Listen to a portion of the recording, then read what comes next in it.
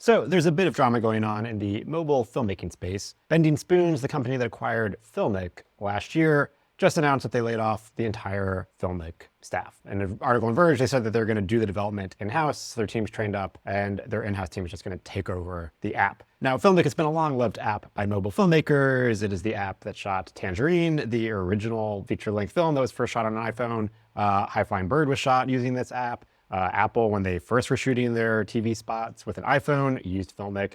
It's provided the most control over the camera. Blackmagic recently released their own camera app for iPhones that does 99% of what Filmic does, and in a lot of cases it actually does things a lot better. So it's really hard to compete with free, and the Blackmagic app does a lot of really great things, and a lot of things that the Filmic app does, but there are a few things that Filmic does that I really like that the Blackmagic app or any other app that I've looked for does not do. So in this video, I just want to talk about the 3 things that the Filmic app does, and still does, that the Blackmagic app and other apps do not do. Hopefully they will take inspiration and add these features in the future. All right, number 1 favorite feature that Filmic does that I really like to use is you can remotely connect multiple devices, multiple Apple devices, and use one device as your camera and another device as your monitor. So like right here, I'm using my iPad as a wireless monitor for my iPhone, which is filming. Biggest advantage of this, if you're doing self-recording, self-filming, the higher quality cameras on the back of the phone, it's always a pain to self-record yourself because you can't see what you are filming. Using the iPad app, I can now see what I'm filming, and I don't have to use the selfie cameras, which are lower resolution cameras. I can use the back-facing cameras. I have full control over the app here, and I'm able to just use this as a monitor, set up my phone or my camera, and same thing. Set up my phone, and I'm able to record and monitor, make sure everything is going well. Now, this is not perfect. If you saw another video that I did where I was building a video in 60 minutes using AI, I was recording on Filmic. Filmic crashed, and I was pretty pissed about that. But I would have known if they were crashed if this thing worked. But this thing was not working. It was not syncing, so I was not able to use my iPad as a monitor because that was my idea, because I was not going to trust Filmic to record for an hour. And then I did, and then it screwed me over. So anyways, when this does work, it works really well. Very cool feature. Blackmagic, add that to your app.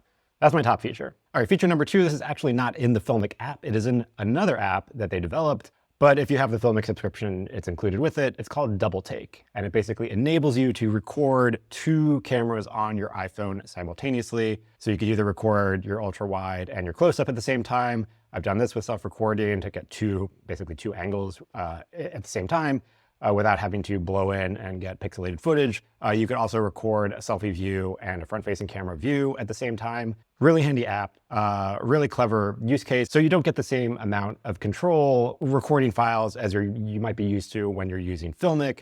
It's just the regular flavor of H.264 or H.265. The video recording that you record on your phone, you can just control the frame rate and the image size. If you're looking to record ProRes RAW in 2 streams on 2 files, that's not going to happen. But it's just kind of a handy, cool feature if you want to try something out where you're just having a conversation or something you want to record 2 opposite facing cameras, or if you're recording something and you want to have a wide shot and a close-up simultaneously. It was just cool. I liked using it. I use that app bunch to just record kind of different things for YouTube. It was neat. Filmic / Double Take proved that this is possible on a phone. So feature request for a Blackmagic app. Add that in. It was a very cool feature. And third feature that's in Filmic, not in the Blackmagic app. The Filmic app has Frame.io's camera to cloud built in. Highly doubtful that Blackmagic would actually add this because they're really trying to build out their own cloud ecosystem with their new cloud hardware. So I doubt that they're actually going to add this. I honestly didn't really use it that much, but having it there, and there were a couple of times where there were some shoots and we were filming on a phone and we just having that quick upload and be able to get started on the footage, the editing right away. It was handy to have. It was cool that it was part of the ecosystem.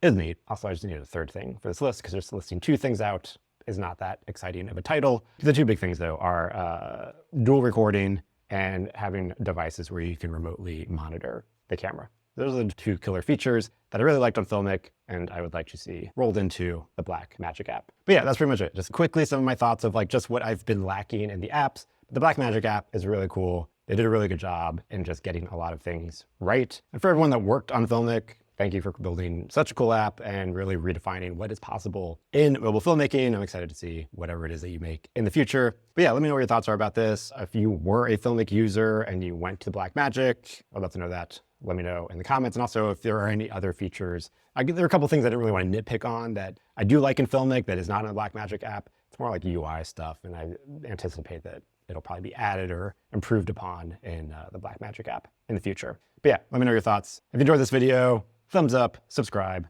Thanks for watching, and I'll catch you in the next episode.